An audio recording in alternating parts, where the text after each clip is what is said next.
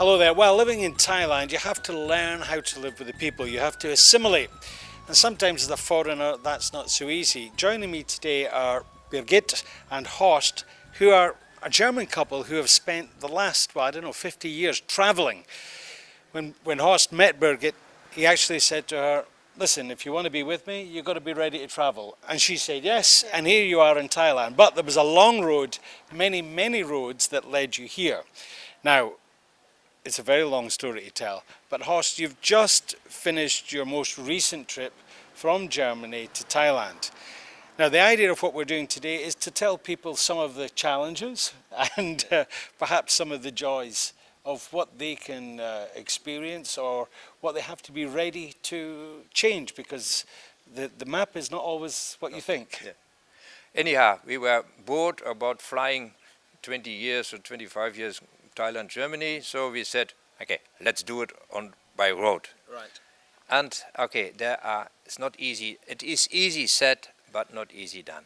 So it takes about a year, the logistic work before, because visas, truck, and what you have to carry with you. It's a lot of things, and special insurances, special health care. It is a lot. Can you actually make an itinerary for the whole thing? Can you plan it all beforehand, or do you have to be ready to change because there are some obstacles that you don't know about once you get going?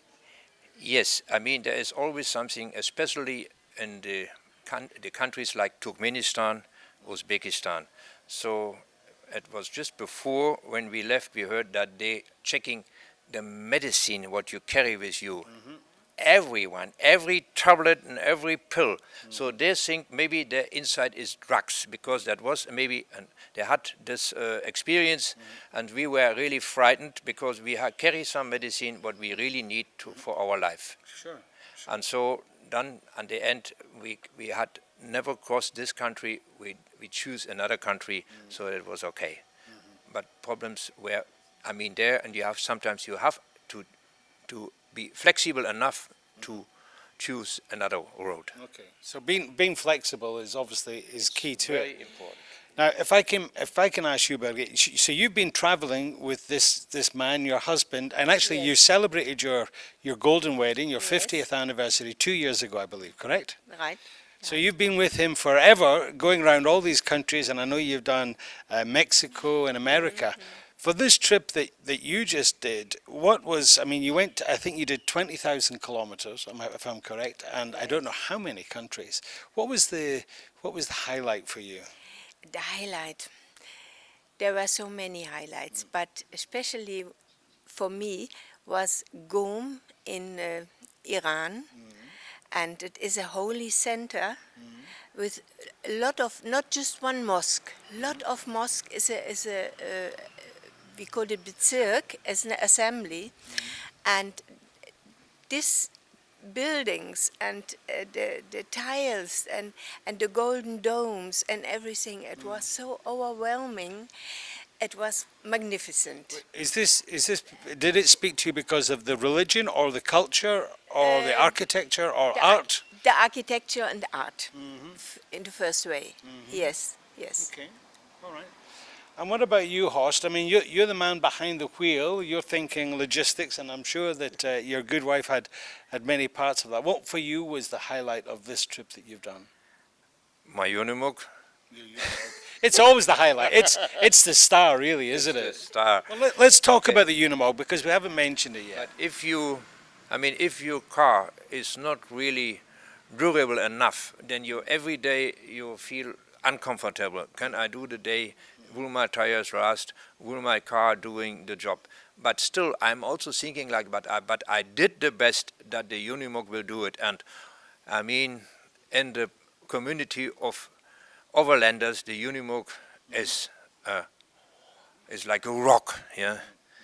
And so he will do it. Where the Unimog cannot go, no other car will go. And that's what we are saying. Okay. Because he is proved for 55 years in the armies around the world. Sure. Predominantly a military vehicle, but now I understand that in that 20,000 kilometer journey, all you did was an oil change. There was nothing else. Exactly. No exploding gearboxes and anything. Nothing. So there was the challenges in roads enough, you can't believe it sometimes. But okay, I did everything. I'm a technician, and I did everything that it will last. Okay, 100% you can never expect, but he did 100%. He did. No puncture, no tire failure, Right. no gearbox failure, no engine failure, nothing. Okay. Oh, okay. One time I made my own mistake.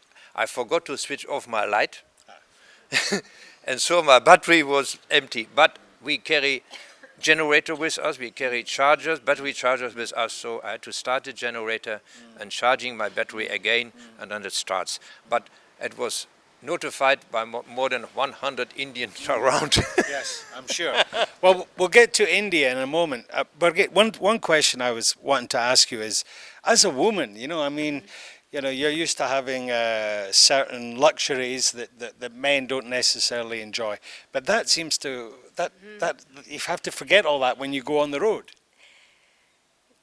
or do you? You think the Indian what I found in India interesting for a woman, these beautiful dresses.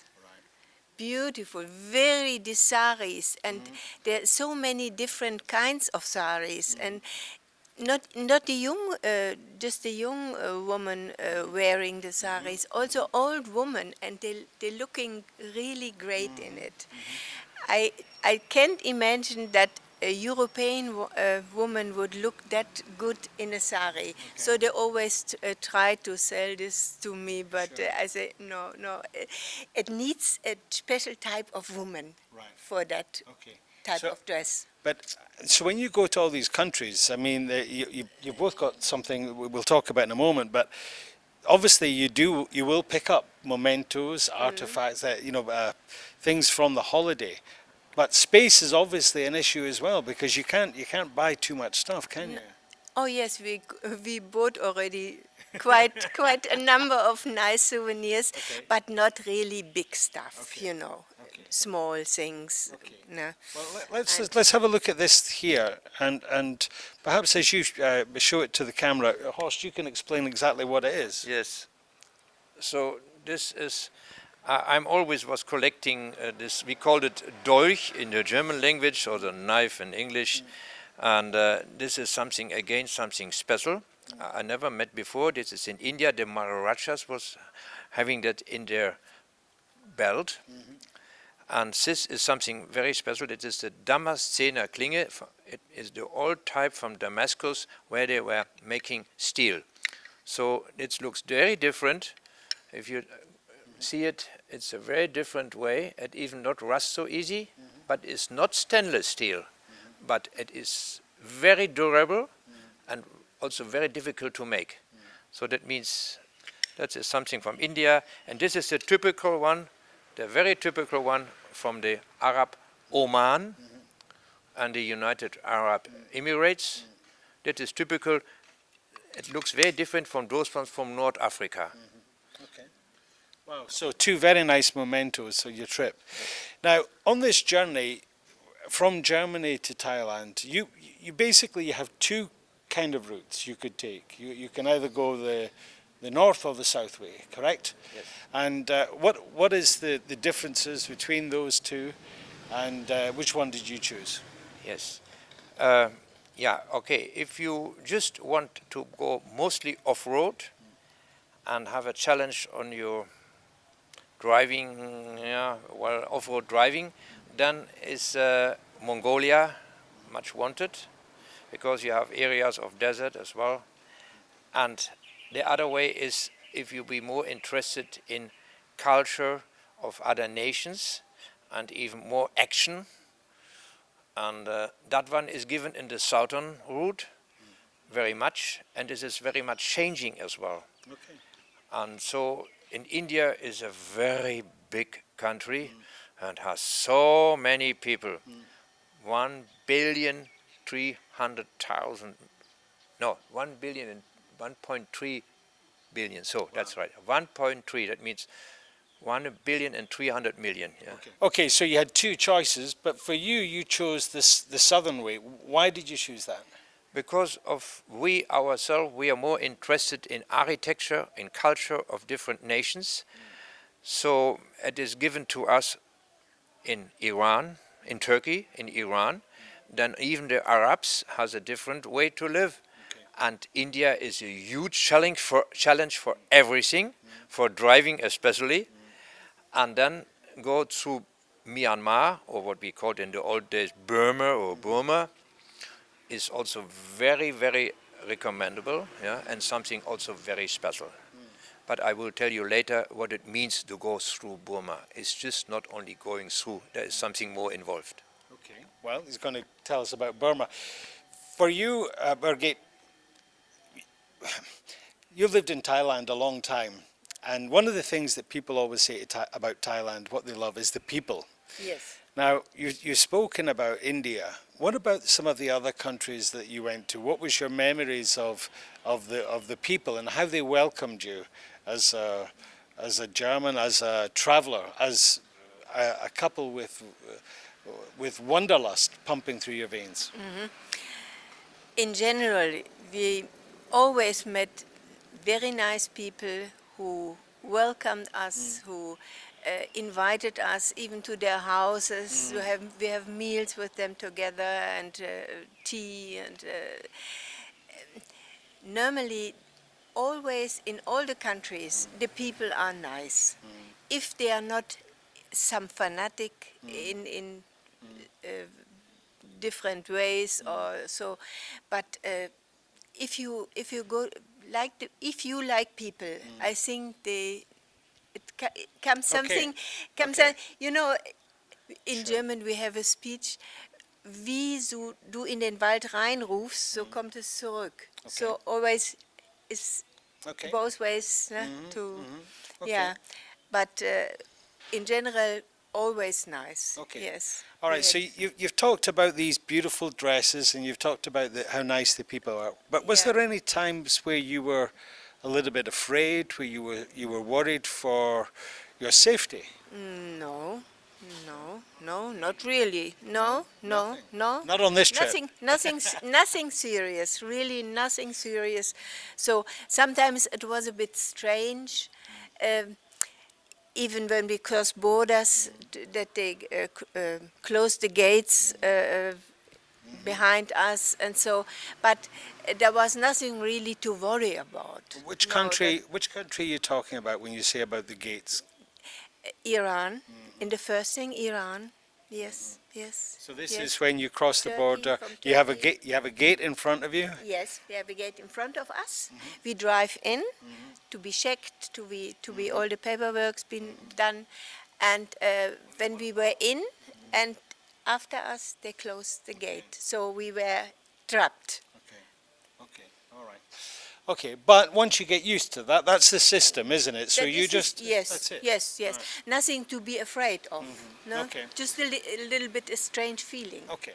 No? Now this wonderful vehicle, this Unimog, you're both sporting the T-shirts, and in fact, I hope a Mercedes are going to give you some some kind of discount or something. But is the Unimog, was it welcomed by everybody, or did they think, oh my God, it's some kind of crazy army or something? No, they do not recognize it anymore as an army vehicle. They were just surprised and they get mad on it. In India, in Iran, in Turkey, everywhere. I mean, this sort of vehicles is not so many in private use, but it has the size where people can say, that maybe I could have also. How much it will cost? Where you can have it? From where you get it? So the questions every day. So, but sometimes it's getting a bit worse because people were knocking on our door at night time. So, please, let me see inside, let me there, and always climbing up when we were parked, even by 10 o'clock, climbing up on the driver's cabin. So that was not so fine. Maybe there was not any harm really, but for us the feeling was not so good. And there were 3 times we had really to change the place in one evening, also up to 3 times. Because people do not leave us in peace, just because of so curious, and one's phoning the other one, have come here quickly, hurry up, here is something unusual. So it goes on and on and on. The end was in Thailand. All right. Okay, you were talking about Burma, which is now known as Myanmar, and I travelled up there myself a couple of years ago, and I was, it's crazy the driving there, because I'm trying to remember, you drive on the right-hand side of the road, but the vehicles are right-handed. Is that correct, or you drive on the left, or with left-handed vehicles? No, they drive on the right. In Burma, you drive on the right-hand side, but the cars are mixed up with the steering, left and right. Okay. So, but I'm just telling you, before, as we do about 4,000 kilometers in India, or bit more than 4,000, basically you should drive on your left side. Yeah. But the Indians by themselves drive there where is space, left, right, upside. They park anywhere. There are no rules on the road, no rules at all. And it's completely full also, the roads. I mean, it's not easy to drive in India. You have to change your mind completely. It has nothing anymore with our regulations to do what you have here in Thailand or what you have in Europe. Nothing. Because in Germany you're very strict. Yes, but okay, we were warned for India. I took it. That was our challenge as well. I mean, to really be there. But with a truck like this, it was easier than with a small car. Because also people give us space because they were surprised. What is this? Oh, stop other cars. I'm telling you, we had stories, it's unbelievable. We were in Udaipur and the road was so narrow, but some Indian men, you know, they were so kind, they stopped other cars, you know, move away, go away here, this car have to pass. And we were feeling really proud, you know. So they said, when it's so seldom that a car from Europe, they don't make it out if it comes from Germany, from England or from France, only is Europe, and is a Benz. So they were so much surprised about it and feel so well. I mean, it's just if you see a beautiful tiger, you will also feel very nice, yeah? Or a nice elephant, so they feel nice. And that was good for us. So, and then they stop and say, okay, asking, can we make photos with you? Okay, we step out again, we stay in front of that, click, click, click, and that gets hundreds. I said, for each photo, 1 cent, and we were cent millionaires. In India, it was incredible. Anyhow, so there are every day a new challenge, and we never know where we will stay in the evening. We had to look, by 4 o'clock we start looking if there is a possibility. And usually we were looking for truck stops with other trucks. They don't like to drive at night time, and next to petrol station or the filling stations there is a parking area and trucks parking wong, wong, wong, and having a restaurant. And so we also with them in the row, and then sometimes they offer you good food in the restaurant. They're asking you how you like it, spicy or not spicy. If you said, please, not so spicy, because the Indians and the chili, my God. And so that but it was always, we never know where will be the truck stop before the city, 100 kilometers before, 50 kilometers before, we never know. There's always a decision. By 4 o'clock we became already a bit nervous, take me this one or drive another 100 kilometers, yeah. So it was a challenge, do this, do that, a gamble, yeah. I would say I was a gamble. Sometimes we lost also. Then we were really lost. Yeah, sure. Then you drive further and look, and okay, but we managed. Okay. We are here. This has been a great trip, and it's one of many that you've done with Horst. Will this be the last of your trip? I mean, you're now in your 70s. You know, is this going to be the last one, or you think there'll be another one? That's really difficult to say. We thought, but we have to come down a little bit, have to rest, and then we will see. I'm not sure if this is the last trip, but definitely the last trip in that size. Okay. No, not. We do small trips we go to Laos, we go to Cambodia, and. How long did this trip take? 6 months. 6 months. 6 months, yes. We started in August in Germany last year and arrived here mid-February. Okay, all right. Yeah. Horst, if somebody's watching this and they're thinking, right, well, you know, we've been thinking about doing this. Obviously, they've got to have a good vehicle. They've got to have something that's sturdy and reliable. What advice would you give them? And if they're thinking about taking the northern route or the southern route? If you go to the southern route, check all websites from others who have done this trip, but there's always a change, and you need a guide for Burma. You need maybe to ship from southern Iran, from Bandar Abbas to Dubai, and from Dubai to Mumbai.